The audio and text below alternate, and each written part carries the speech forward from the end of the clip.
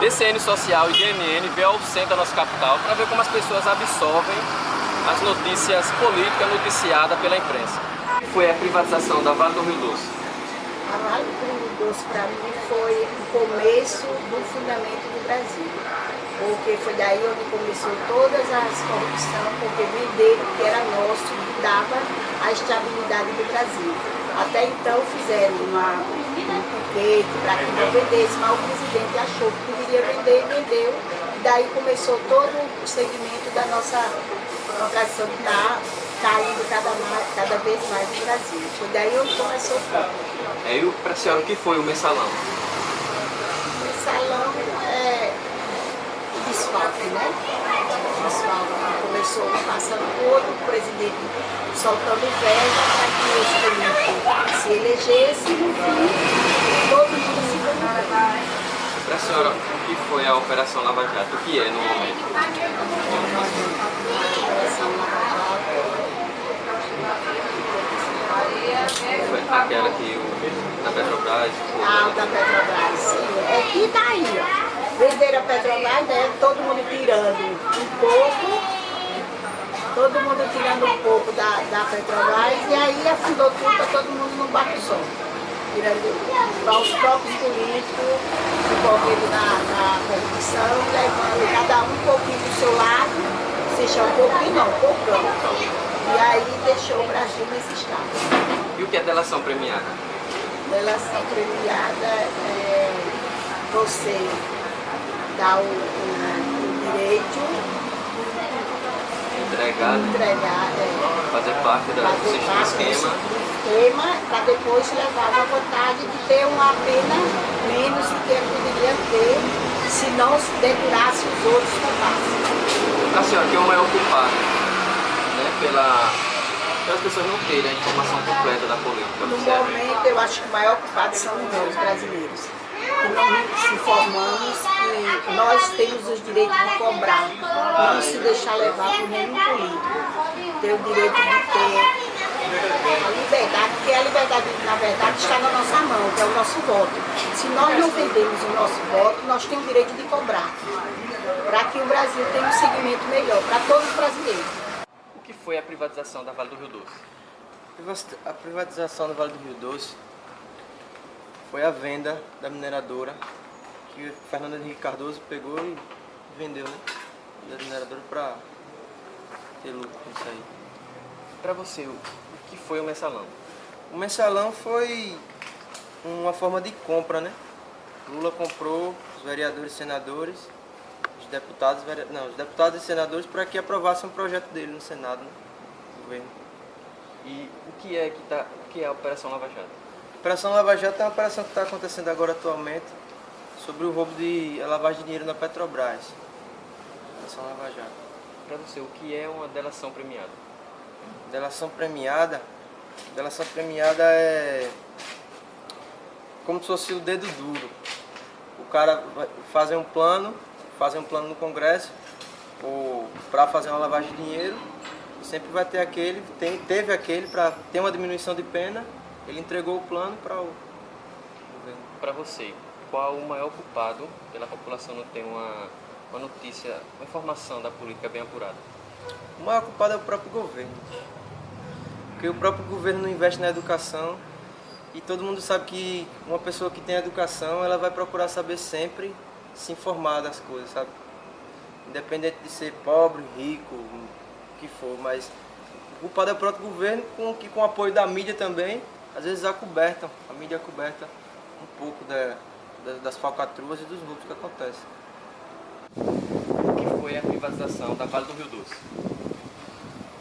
Foi um movimento que aconteceu quando Fernando Henrique Cardoso, então presidente da República, vendeu para um grupo, certo? A Vale, e a gente ficou a ver navio, né? E o que foi também o mensalão?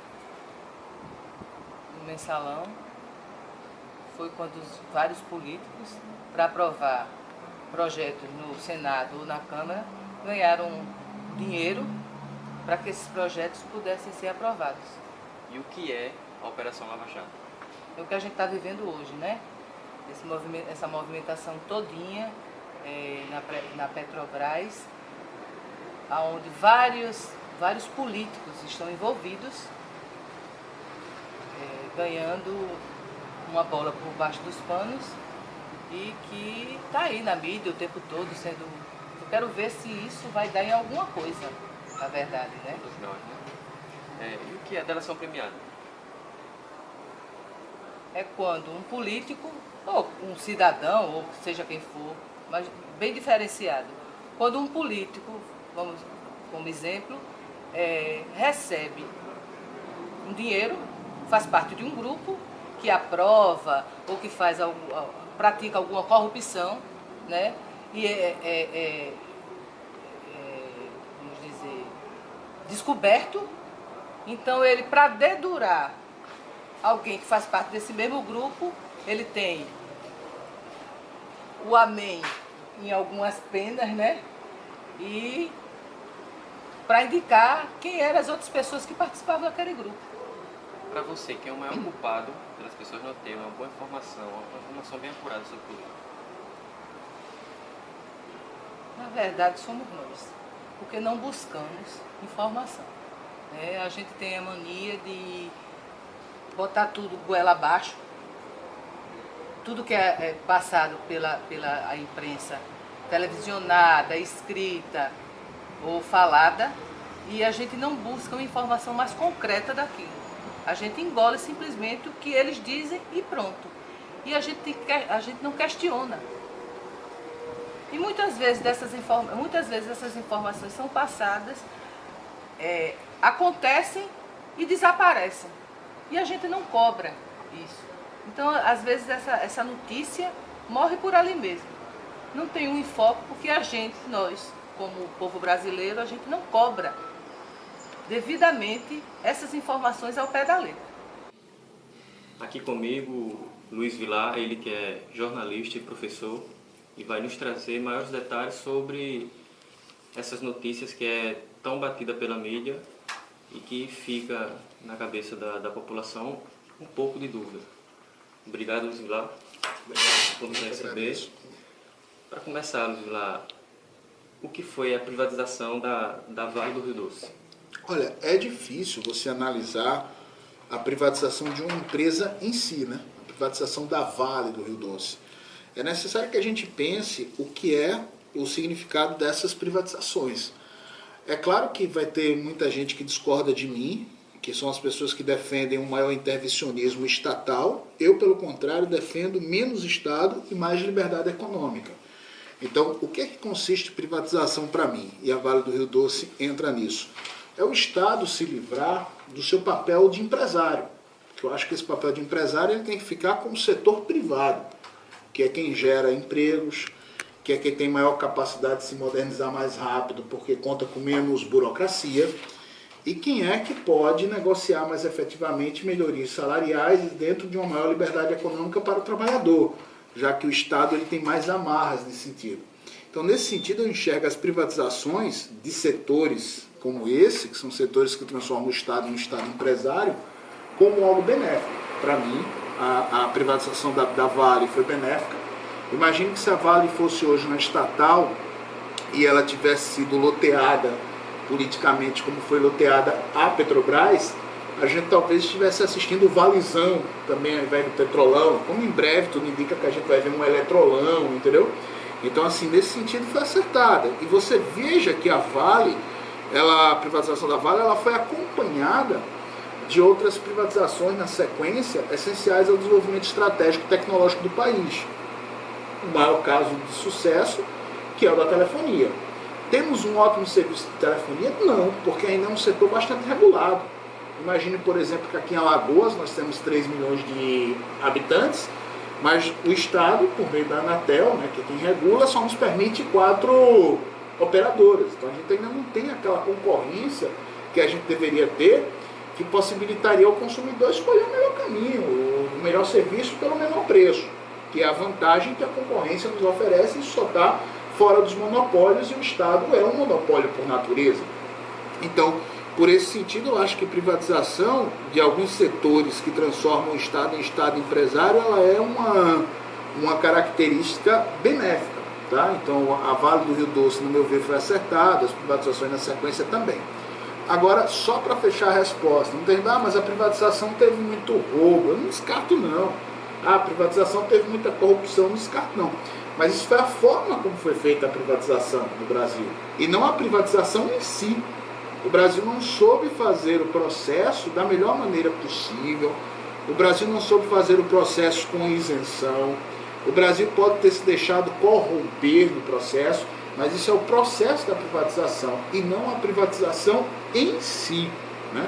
Então é bom separar as coisas. Eu acho que a privatização da Vale do Rio Doce foi um passo importante para a modernização do país, e eu lamento que a gente não tenha aproveitado aquela época que privatizou a Vale, que privatizou as telefonias, para não ter privatizado mais coisas, como por exemplo Correios, o próprio Petrobras, né? Tem um monte de gente que fica com raiva quando eu falo isso, ou vai discordar de mim, mas eu acho que é meio por aí, um país com menos Estado e mais liberdade econômica. Vilar, o que foi o mensalão? O mensalão é uma... Primeiro é preciso a gente enquadrar historicamente, né? O mensalão, ele é mais uma estratégia político-financeira de compra de parlamentares, né? Não é uma novidade essas estratégias político-financeiras da construção da governabilidade do nosso país. Se você for parar para pensar, de certa maneira, né, os poderes tripartícipe na democracia, digamos assim, né, que é aqueles que a gente costuma dizer que são harmônicos e independentes, né, o legislativo, o executivo e o judiciário, se vocês forem parar para pensar, vocês vão ver que a governabilidade no Brasil é uma governabilidade que custa caro, porque ela inclui na conta a fisiologia, né? Então você tem as folhas de nepotismo cruzado, você tem a distribuição de cargo em busca do apoio parlamentar, loteamento de estatais, tudo isso de certa forma é uma certa compra da consciência dos senhores do legislativo para que eles façam apoio a um projeto do executivo, matando aquilo que o legislativo teria de melhor, que é a sua pluralidade de pensamento, pluralidade de representatividade, entendeu? Eu posso ter um deputado no parlamento que não me representa, como o Jean Willis, entendeu? O Jean Willis não me representa, é um deputado pelo qual eu tenho asco, entendeu? Mas que ele representa uma parcela da sociedade que votou nele, não representa conservadores como eu. Mas a garantia de pluralidade dentro do parlamento ela é de fundamental importância. O mensalão, né, é uma estratégia política montada de um governo extremamente corrupto, que corrompe e se deixa corromper, cujo processo de corrupção não é nem o fim em si, é o meio, porque é uma estratégia de manutenção do poder. Então o mensalão era uma maneira de garantir governabilidade por meio dos recursos com os quais eram comprados alguns deputados federais, né? É o maior escândalo da República do ponto de vista do simbólico, talvez não em numérico, porque o Petrolão já vai superando nas cifras, né, e muito, mas simbolicamente é o maior escândalo, porque a gente viu pela primeira vez, não presos políticos, como eles querem dizer, mas políticos presos, como de fato foram, né? Eu chego até a brincar que se você tiver um escândalo de corrupção nesse país, basta investigar o Zé Disseu, né? Porque parece que em tudo ele está presente lá e tal, né? E você vê essa gente que até então alcançava o posto de guerreiro do povo brasileiro, né? Guerreiro do povo brasileiro é você que trabalha todo dia, é o cidadão que sai de casa cedo, e você vê essa gente que ocupava o posto de guerreiro do povo brasileiro pagar pelo que realmente ela é, isso é um fator simbólico. Infelizmente, não pesou tanto para que se escancarasse de vez o projeto político, né, hegemônico e totalitário deste partido que hoje comanda o governo, na minha visão. Na minha visão, o PT é um partido hegemônico, é um partido de pensamento autoritário que hoje conduz o nosso país para uma segregação entre o bem e o mal, certo ou errado, o azul, o vermelho e tal, que essas segregações, na verdade, são apenas cortina de fumaça. O mensalão é um pingo nesse oceano de coisas, né? Mas causou o estrago que causou. Se você for definir o mensalão de uma forma muito mais didática, digamos assim, é possível dizer isso. Foi uma estratégia de corrupção como instrumento, né? Não como um fim, quando eu digo que a corrupção como um fim, é o cara que rouba para ficar rico. A corrupção é um fim. Eu estou no poder, eu me corrompo ou me deixo corromper para que eu tenha o benefício da grana. Não, o mensalão não. O mensalão havia o benefício da grana, mas no final das contas o que se queria era um projeto, a implantação de um projeto político pelas vias que foram. Então o mensalão foi um instrumento de corrupção, tendo a corrupção como um instrumento para a manutenção de um projeto de poder. Eu acho que até um dos ministros que falam isso nos seus votos, não sei se é o Celso, se é o ministro Celso, não sei, mas tem um dos ministros que falam muito bem isso no seu voto, obviamente de maneira muito mais ilustrada do que eu aqui. Partindo de um escândalo para o outro, né? Operação Lava Jato, o que é? A Operação Lava Jato tá, eu brinco até, né? Eu digo, a Operação Lava Jato tá chegando a 15 fases, cara. Eu acho que tem mais fases do que aquele jogo do Mario, né? Do Super Nintendo. O problema é que não chega nunca no chefão, né? E outra coisa, já está começando a dar filho, né? Você tem aí a Politeia, né? Teve o filho, a Operação Politeia. Eu fico me preocupando quando começar a vir os netos, né? A Operação Lava Jato, ela revela um escândalo assustador, que é o escândalo do Petrolão, uma empresa estatal que era orgulho do país, né? Não por ser estatal, mas era um orgulho pelos seus resultados surpreendentes para uma empresa pública. Isso aí é inegável. A Petrobras, o Estado, no processo em que de construção da Petrobras e tal, tinha, e você imagina você falir uma petrolífera, você quebrar, não falir não, porque a Petrobras não faliu, mas você quebrar uma petrolífera, imagine que você... Quando eu vi o Petrolão, eu lembrei de um economista, o Milton Friedman, que ele disse o seguinte: se você colocar o governo para tomar conta do deserto do Saara, vai faltar areia, entendeu? O Friedman diz muito bem isso. E eu lembrei disso, né, cara? Porque o cara pega uma petrolífera que tem menos monopólio, que não precisa de petróleo. Se você tem monopólio no negócio desse, você vai ser rico para sempre, tá? E você tem... Agora, o Petrolão, a Lava Jato, né? O que a Lava Jato descobriu, né? Descobriu algo que não é inerente apenas à Petrobras. É claro que ela escancara as vísceras do que ocorria na Petrobras, mas ela mostra o que é uma estatal loteada politicamente, aí novamente, dentro de um projeto de corrupção como mero instrumento para um projeto de poder. A Operação Lava Jato é, sem sombra de dúvida, a operação da Polícia Federal, em parceria aí com o Ministério Público Federal e tal, é sem sombra de dúvida a operação federal mais importante da história da nossa recente república. Porque a partir dessa Operação Lava Jato, do que foi escancarado, enfim, você começa a ter a população acordando para aquilo que não acordou lá no mensalão, porque a galera já não suporta mais, entendeu? Então você cria hoje no Brasil uma grande massa de pessoas revoltadas com a grande crise política, ética, moral e econômica que o Brasil vivencia, que o nosso país vivencia. O problema é como sair dessa crise, uma vez que todas as alternativas parecem mais do mesmo. Quer dizer, é culpa do PT? É, mas você vai estar lá dentro, o PP está lá, o PSDB está lá, entendeu? Se você brincar, até o PQP. Então, você tem ali uma estrutura, né, que você diz, rapaz, para onde é que a gente vai correr? E há uma frase do ministro Celso de Mello que ele diz o seguinte: olha, não há salvação por fora das instituições. Realmente não há. Mas a gente tem que usar esse poder de divisor de águas aí para começar a confrontar as ideias que aí estão existentes, né, as ideias postas por esse partido dominante, que é a ideia que cria o chapa-branquismo midiático, que os protege.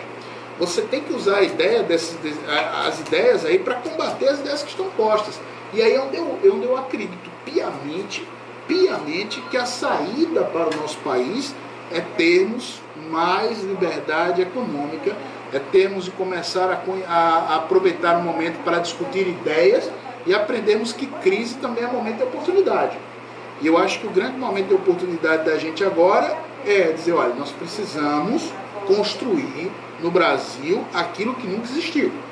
Nós precisamos aproveitar esse escândalo que está aí, o que é a Lava Jato, para construir no Brasil ideias que fujam desse círculo hegemônico que nos coloca sempre como a saída é o Estado.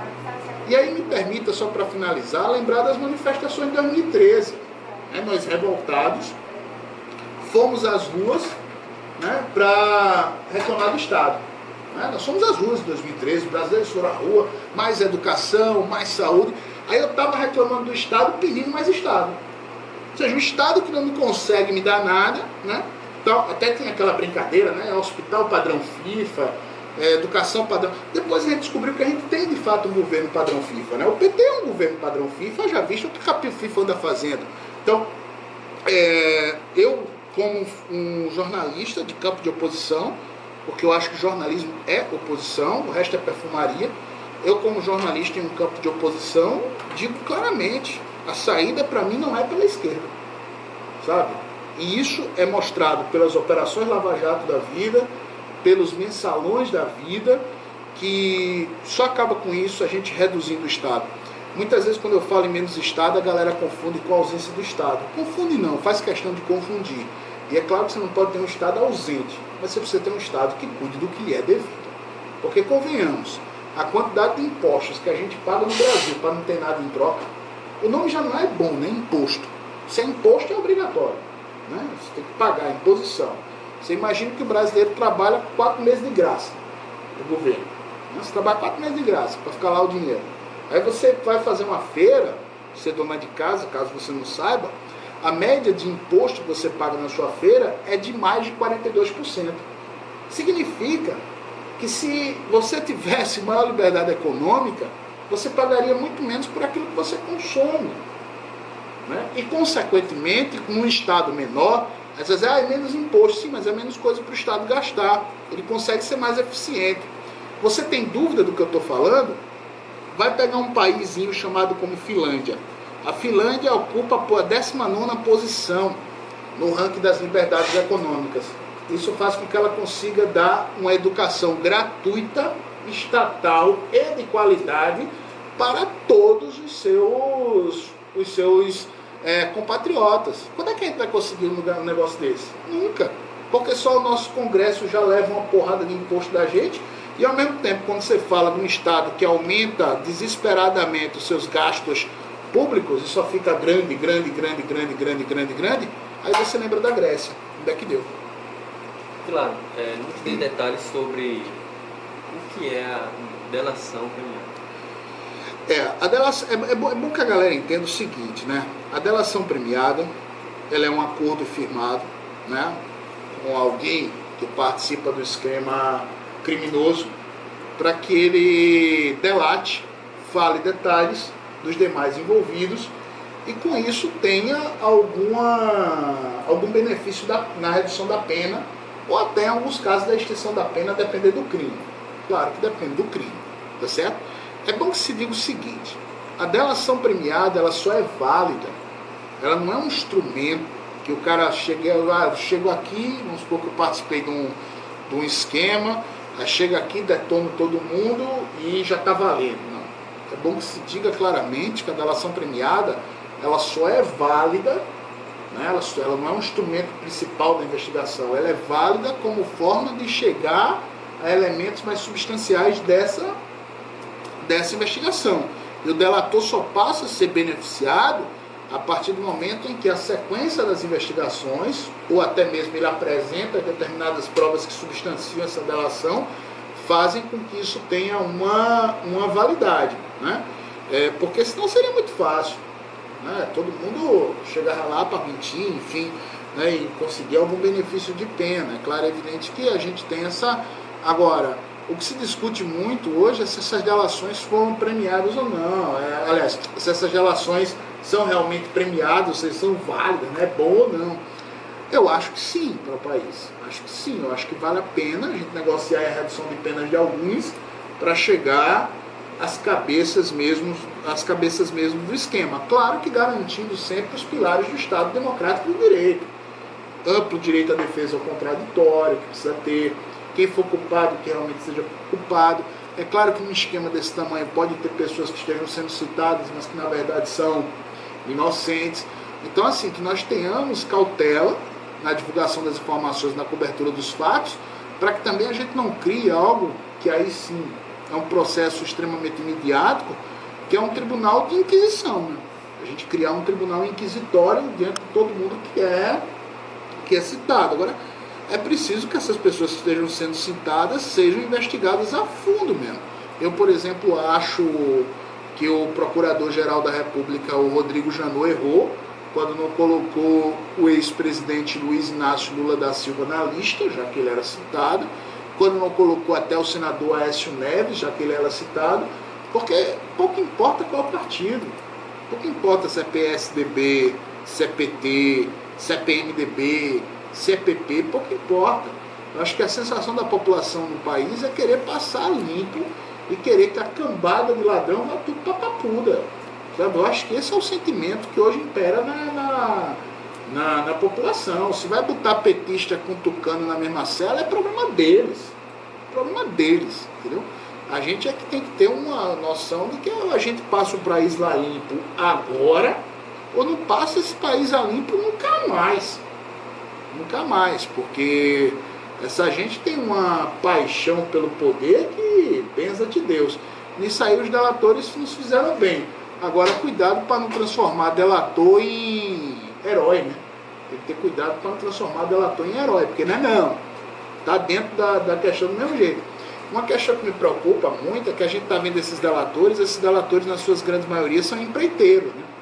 Aí fica aquela sensação de que o empreiteiro é o grande corrupto do país. Peraí, meu irmão, como é que ele teve acesso? Quem abriu as portas? Entendeu?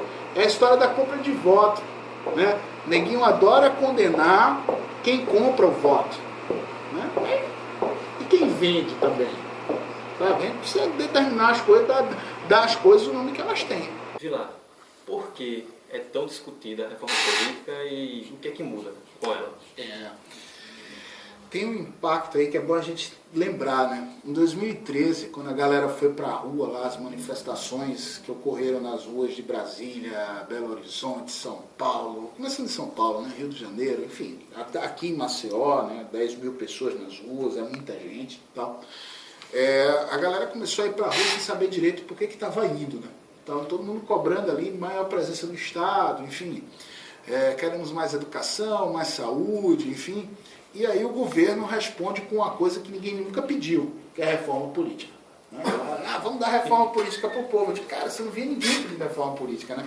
E aí em 2014, novamente esse tema vem mais forte por conta, evidentemente, dos escândalos, né, que ocorreram. Se aposta na reforma política como uma tentativa de sanar o sistema político brasileiro e evitar corruptos de chegarem ao poder e se locupletarem com os seus corrompidos, né? No caso aí as empreiteiras, enfim, por isso que se fala muito de financiamento público de campanha e tal. É como se a reforma política fosse a panaceia.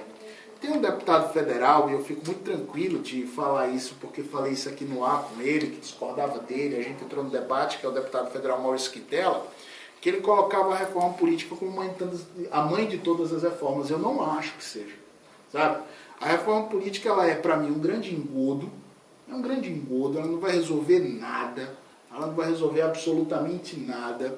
Ela melhora, evidentemente, em algumas questões pontuais, piora em outras. Por exemplo, se passar essa história de financiamento público de campanha é um absurdo, porque é a gente que vai pagar a campanha, né? Então é complicado. O brasileiro já paga tudo do Estado, ainda pagar para os caras concorrer. Eu acho financiamento público exclusivo, né? O público exclusivo de campanha é um engodo, que vai piorar, é o tipo de resposta demagógica para a sociedade. Você tem, ainda bem que não passou algumas coisas, como essa coisa do distritão, enfim, né? Mas você tem uma pressa aí de se aprovar para que já passe a valer a partir de outubro, né, desse ano, para poder ser as regras da eleição de 2016, né? Então tem essa carreira. Olha, do jeito que está a agenda do Congresso, né, sob pressão, aquela coisa e tal, é capaz de passar, é capaz de a gente ter essa reforma política aí valendo para 2016, apesar de Brasília hoje ser um cenário completamente imprevisível.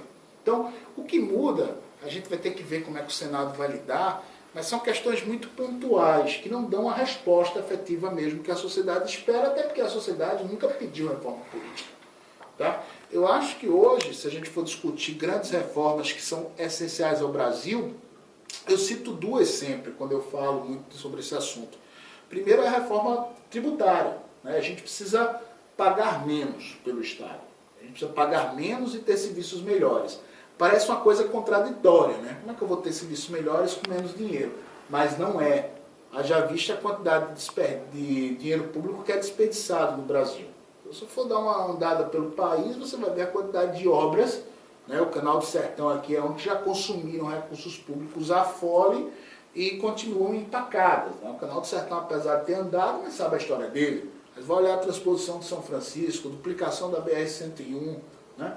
O que em alguns lugares custa 10 tons para fazer, no Brasil custa 1.000 tons para fazer. Então a gente tem um desperdício de recursos públicos incríveis. Então a gente precisa ajustar a máquina, enquadrar a máquina para que ela seja mais barata e mais eficiente. Repensar na quantidade de servidor público, repensar no que é para ser do Estado realmente, privatizar setores que transformam o Estado em um Estado empresário, e é difícil do Estado ser empresário porque lida com burocracia e tal. Então isso são reformas importantes, sabe? A gente caminhar no sentido liberal, de trazer maior liberdade econômica e menos Estado. A reforma tributária agregada a outras reformas e algumas privatizações pode ajudar muito nesse sentido.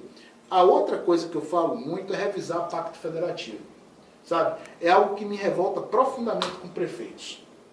Eu acho que os prefeitos têm uma culpa incrível nisso. O prefeito é o político que está mais perto da população. É o cara que no interior, aqui não tem mais ação de 3 milhões de habitantes. Você imagina uma cidade com 10 mil habitantes. Acaba vai na porta do prefeito bater todo dia. Prefeito, cadê a saúde? Prefeito, cadê o remédio? Prefeito, cadê não sei o quê? Prefeito, entendeu?